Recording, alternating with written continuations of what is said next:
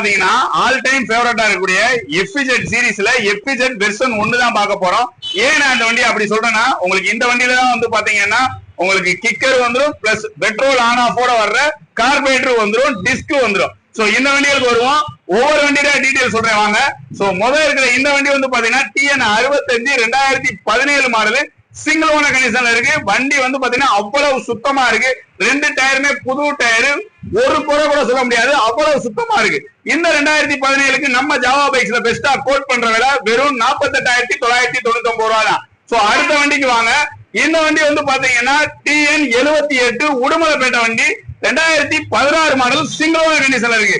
இந்த வண்டிக்குமே வந்து பாத்தீங்கன்னா எல்லாமே பக்காவா இருக்கு. டிஜிட்டல்ல இருந்து உங்களுக்கு செல்ஃப்ல இருந்து எல்லாமே பக்காவா இருக்கு.